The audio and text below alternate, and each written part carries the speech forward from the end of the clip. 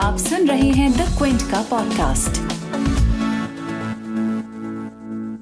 ये जो यूपी है ना, अब यहाँ तीसरे चरण के लिए सभी पार्टियों ने पूरी ताकत झोंक दी है। 20 फरवरी को 59 सीटों पर मतदान है। जिन जिलों में वोट डाले जाने हैं, उनमें से कई जगहों को यादव लैंड कहते हैं।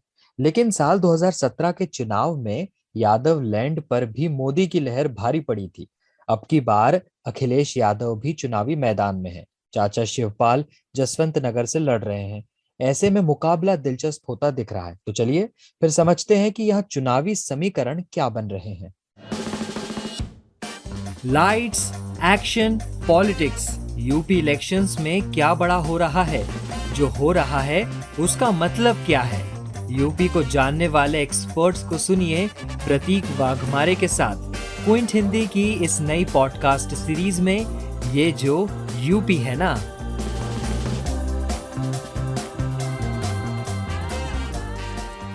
तीसरे चरण के चुनाव से पहले चलते हैं हमारे सहयोगी विकास कुमार के पास और जानते हैं यूपी चुनाव से जुड़ी बड़ी अपडेट्स। प्रतीक, आज जो सबसे बड़ी खबर थी वो अहमदाबाद सीरियल ब्लास्ट को लेकर के कोर्ट का फैसला था, जिसमें 38 दोषियों को फांसी की सजा दी गई। इस फैसले का असर यूपी चुनाव में भी होता दिख रहा है।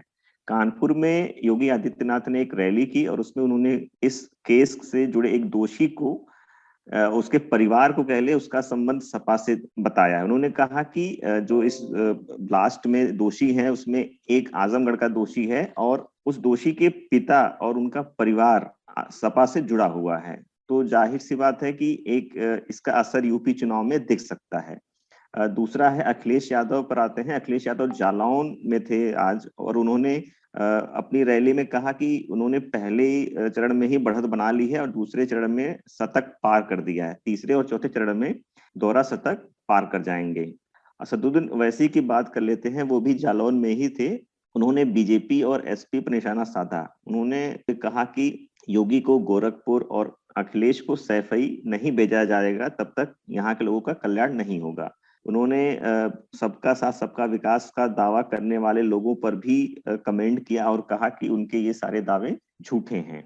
अब चूंकि 20 फरवरी को तीसरे फेज का मतदान है, तो इसमें कुछ कैंडिडेट की बात कर लेते हैं, कुछ दागियों की बात कर लेते हैं। इसमें 623 कैंडिडेट हैं और जिसमें से 135 मतलब कि 22% उम्मीदवार दागी हैं।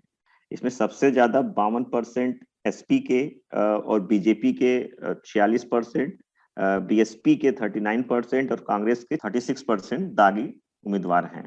अब इसमें अगर करोड़पति उम्मीदवारों की बात करें तो एसपी ने 52 करोड़पति उम्मीदवारों को मैदान में उतारा है। बीजेपी के 48, बीएसपी के 46 और कांग्रेस के 29 और आम आदमी पार्टी के 18 उम्मीदवार करोड़पति हैं। शुक्रिया विकास। साल 2012 के चुनाव में जिन 16 जिलों में वोटिंग हो रही है, ये यादवों का गढ़ था। तब समाजवादी पार्टी ने 59 सीटों में से 37 सीटें जीत ली थी। दूसरे नंबर पर 10 सीटों के साथ बीएसपी थी। बीजेपी ने 8 सीटों पर जीत हासिल की और कांग्रेस की झोली में 3 सीटें थी। अब 2017 के नतीजे सुनिए। तब बीजेपी ने 59 सीटों में से 49 सीटें यानी 49 सीटें जीती थी। एसपी 37 से घटकर सीधे 8 सीटों पर आ गई थी।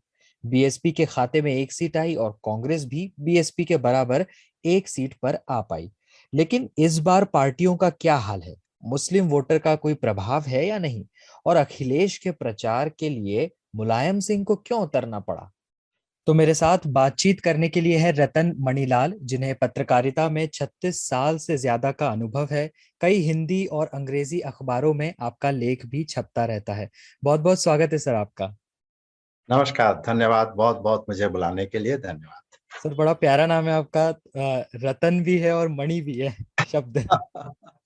हाँ, इस पे शुरू शुरू में तो काफी लोग इस पे आश्चर्य करते थे, लेकिन फिर मुझे लगता है कि उन दिनों इस तरह के नाम रखे जाते होंगे जब मेरा जन्म हुआ, तो इसलिए मुझे भी लगता है कि ये कुछ अनोखा सा नाम था।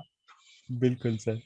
तो सर अब तीसरे चरण का मतदान जो शुरू होने वाला है, उससे जुड़ी हम कुछ चर्चा करना चाहते हैं। और पहला सवाल मैं ये आपसे पूछना चाह रहा हूँ कि तो तीसरे चरण में पश्चिमी यूपी, अवध और बुंदेलखंड के कुछ हिस्से आ रहे हैं। तो तीनों जगहों हम्म। पर पार्टी का क्या हाल है, आप क्या देख रहे हैं? देखिए, ये इस चरण में ब्रज का हाथरस और कासगंज इलाका हम्म। और मध्य उत्तर प्रदेश का पूरा वो इलाका जो समझ लीजिए कि कन्नौज, मैनपुरी, इटावा, फिरोजाबाद और उसके बाद बुंदेलखंड का झांसी, ललितपुर, हम्म। महोबा वगैरह इतने जिले हैं। 16 जिले हैं और ये 16 जिले ऐसे हैं जो किसी न किसी समय पिछले चुनावों में किसी न किसी एक पार्टी के स्ट्रॉन्ग होल्ड्स रहे हैं।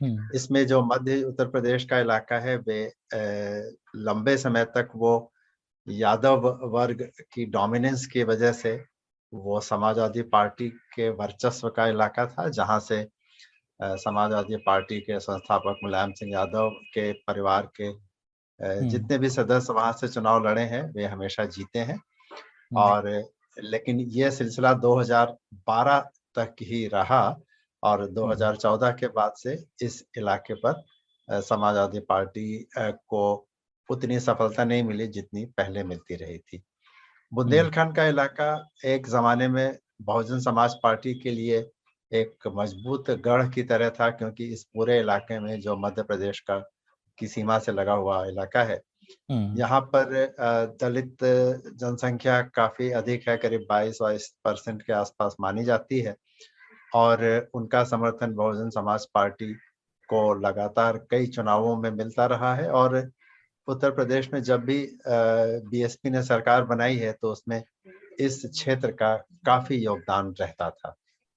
ओके। फिर हम्म। ये जो कानपुर और फर्रुखाबाद और इसके कुछ 2-3 जिले हैं, हम्म। यहाँ पर कांग्रेस का भी वर्चस्व काफी लंबे समय तक रहा है। ये सलमान खुर्शीद फर्रुखाबाद से हम्म। और कानपुर से, तो कानपुर कैंट से बीजेपी की लहर में भी कांग्रेस का प्रत्याशी जीता था। तो यूं कहें कि लंबे समय तक इस क्षेत्र में इन तीनों पार्टियों का वर्चस्व समय समय पर रहा, लेकिन 2014 के बाद से फिर भारतीय जनता पार्टी ने एक छत्र अपना राज्य जमा रखा है, जो कि 14 के चुनाव में, 17 के विधानसभा चुनाव में और 19 के चुनाव में भी देखने को मिला। तो हम्म। आज जब आप पूछते हैं कि पार्टियों का क्या हाल है, तो मुझे लगता है कि यही अपने आप में उस चुनौती का उदाहरण है, जहां भारतीय जनता पार्टी को इस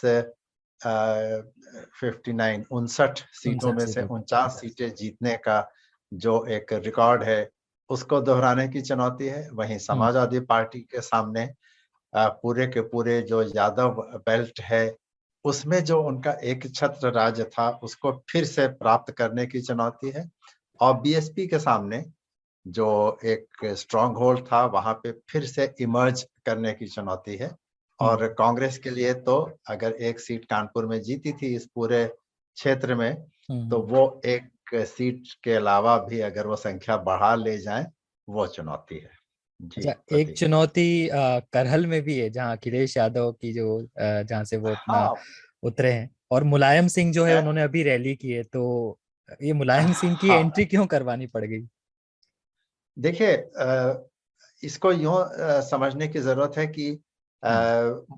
अखिलेश यादव मेरे ख्याल से पहली बार विधानसभा के चुनाव लड़ रहे हैं इस क्षेत्र से। हम्म। और उनके लिए इस चुनाव के शुरू में ही ऐसे इंडिकेशन थे कि वो विधानसभा के चुनाव नहीं लड़ेंगे। और उन्होंने ये बात कही भी थी कि वे चाहते हैं कि वो पूरा समय पार्टी को दें, पार्टी के हम्म। प्रचार में दें। लेकिन फिर जब मुख्यमंत्री योगी आदित्यनाथ ने खुद चुनाव लड़ने की घोषणा की तो दबाव बना होगा, ऐसा कहा जाता है। और फिर उन्होंने भी हम्म। चुनाव लड़ने की अपनी वो मन बनाया।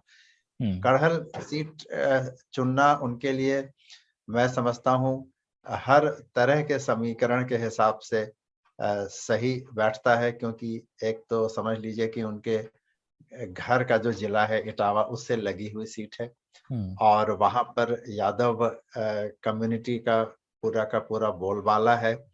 मुलायम सिंह यादव और उनके परिवार के लोगों का वहां पे बहुत सम्मान है और उन्हें उस पूरे क्षेत्र में तमाम तरह के काम करने का श्रेय भी दिया जाता है। तो अखिलेश यादव को जब चुनाव लड़ने का निर्णय लेना था, तो मुझे लगता है ये बड़ा नेचुरल था कि उन्होंने करहल सीट को चुना, जो कि दूसरे शब्दों में कहें तो वो सेफ सीट हो सकती थी, बिल्कुल। मानी जाती थी कम से कम उनके लिए। हम्म, लेकिन इसके बाद भी उन्हें मुलायम सिंह यादव को प्रचार में लाना पड़ा।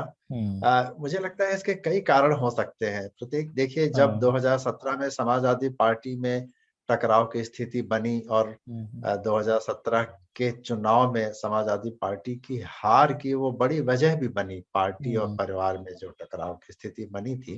जी, उसके बाद से मुलायम सिंह यादव लगातार कहते आए हैं कि ये ठीक नहीं हुआ, और वो चाहते थे कि परिवार और पार्टी फिर से एकजुट हो। उनकी बहुत कोशिश थी कि शिवपाल यादव और अखिलेश यादव फिर से साथ साथ चले, लेकिन वो अभी तक संभव नहीं हो पाया। तमाम परिस्थितियां ऐसी बनी कि आज शिवपाल यादव को फिर अखिलेश यादव के साथ मिलकर चुनाव लड़ना पड़ रहा है। तो मुझे लगता है ये एक बहुत अच्छा मौका था सबके लिए। मैं समझता हूँ अखिलेश, शिवपाल और मुलायम तीनों के लिए ये एक बहुत अच्छा मौका था कि तीनों ही व्यक्ति एक साथ एक मंच पर, एक स्टेज पर दिखें। इससे तीनों के मुझे लगता है तीनों की मनमाफिक मुराद पूरी होती है। मुलायम सिंह के लिए ये परिवार के लोगों का फिर से एकजुट होना जो वो चाहते थे वो हुआ। शिवपाल के लिए ये एक संकेत गया कि वे अभी भी परिवार से उतना ही जुड़े हैं जितना पहले थे, और उनके अपने चुनाव में इसका लाभ मिलेगा। और अखिलेश के लिए ये दिखाना कि वे अंततः अपने पिता को सम्मान देते हैं, और वो बातें जो कही जाती थी कि पिता का सम्मान नहीं किया और पार्टी की लीडरशिप उन्होंने ले ली वगैरह वगैरह, उस तरह की चर्चा को भी विराम देने के लिए वो उनको प्रचार में लेके आए। और अंत में ये तो है ही कि मुलायम सिंह के उतरने से एक इमोशनल अपील दिखती है वहां के पूरे इलाके के लिए कि परिवार के 3 सबसे चर्चित चेहरे एक साथ हैं। तो मुझे लगता है उस समाज के लिए ये एक बहुत बड़ा संदेश है। जी।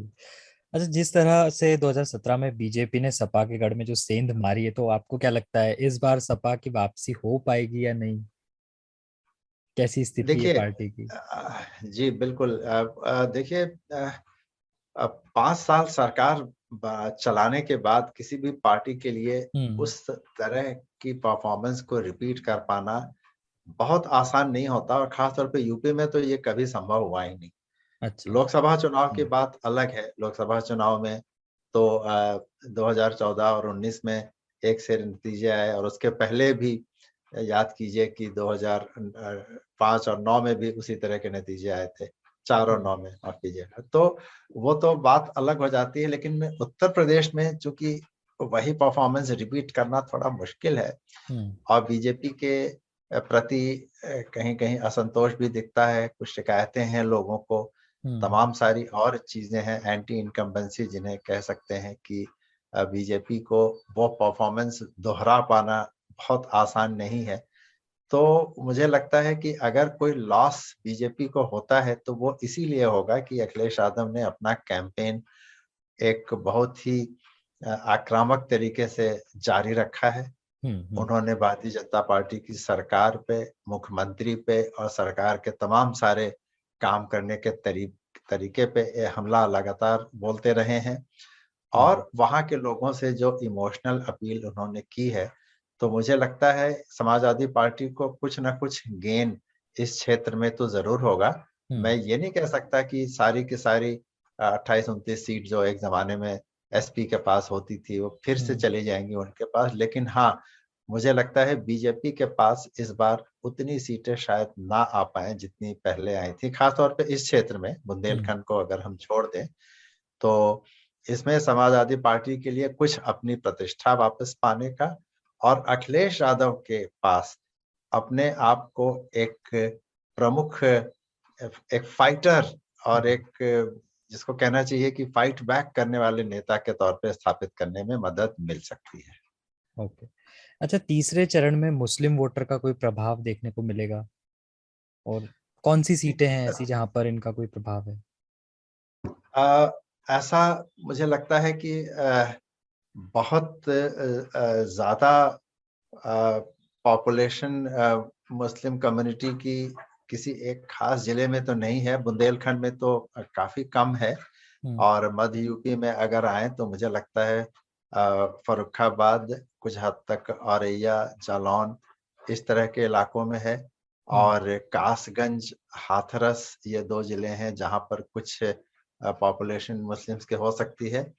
और कानपुर देहात और कानपुर नगर, ये 2 सीटें। तो अगर आप इस नक्शे को सामने रख के देखें तो जो उत्तर की तरफ जो जिले हैं इस राउंड में, उनमें मुस्लिम पॉपुलेशन है, जो कि अवध से और पश्चिम यूपी के सीमा से जुड़े हुए जिले हैं। तो उसमें मुझे लगता है फर्रुखाबाद और कानपुर नगर एंड देहात, ये 3 जिले ऐसे हैं जिनकी करीब 10 या 12 या 15 सीट ऐसी होंगी जिसमें मुस्लिम वोटर एक डिसाइसिव भूमिका निभा सकते हैं।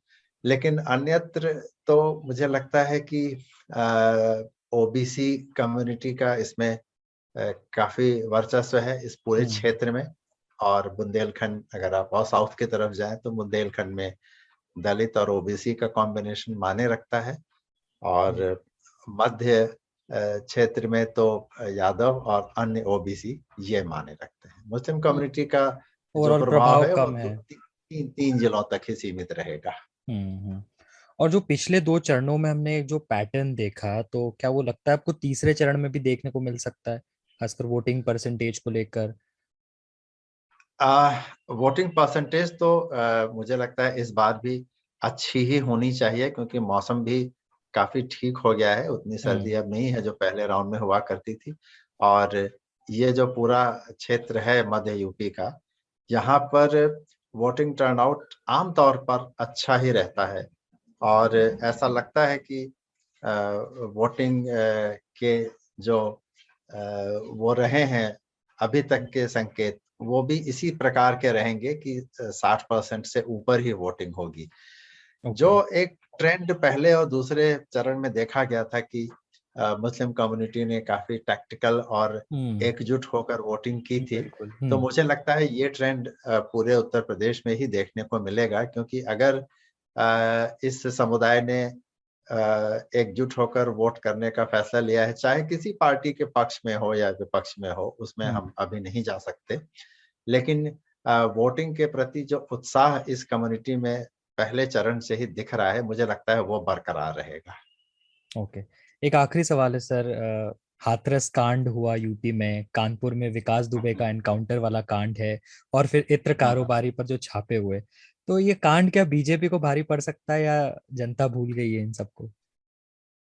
देखिए प्रतीक, मैंने देखा है पिछले कई चुनावों में कि इस तरह के कांड जब किसी भी पार्टी की सरकार रही हो ही जाते हैं। आई मीन, अगर समाजवादी पार्टी की सरकार को लीजिए तो उनके सरकार के दौरान भी इस तरह के पुलिस थाने में किसी की हत्या हुई, पुलिस थाने पर अटैक हुआ, इस तरह के कांड हुए। बसपा की सरकार के दौरान भी तमाम तरह के कांड हुए। और राह चलते सीएमओ की हत्या हो गई, कहीं कुछ हो गया, कहीं थाने में कुछ हो गया। तो इस तरह के कांड होते रहते हैं और इनकी वजह से पार्टी को नुकसान होता है, ये बात तो है। लेकिन वो पर्टिकुलर पार्टी उस चुनाव में इन कांडों की वजह से हारी, ये स्थापित कर पाना आसान नहीं है। क्योंकि देखिए मैंने ये देखा है कि उत्तर प्रदेश में यहाँ के लोग जब भी वोट देके, कम से कम 2012 के पहले तो देखे कोई स्थायी सरकार बनती ही नहीं थी, सरकारें गठबंधन से चला करती थी। 2012 में पहली बार बसपा की सरकार, सिंगल पार्टी की सरकार बनी, फिर 17 में बनी और फिर 19 में बनी। उसके बाद भी 2012 में जो सरकार बनी, उसके बाद भी आप देखिए इतने बहुमत के बाद समाजवादी पार्टी को दूसरा मौका नहीं मिला।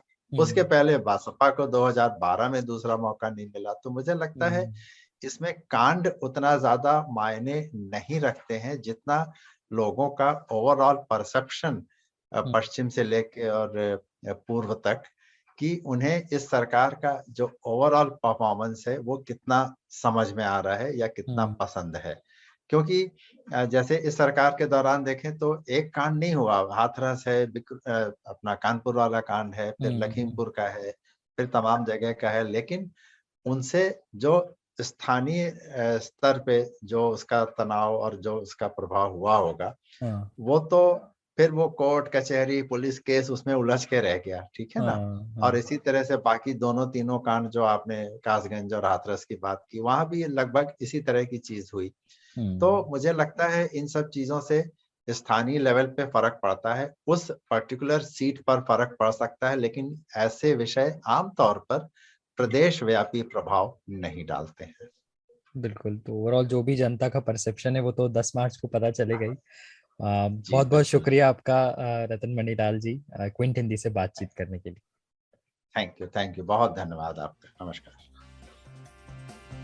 तो आप सुन रहे थे यूपी चुनाव पर क्विंट हिंदी की पॉडकास्ट सीरीज ये जो यूपी है ना।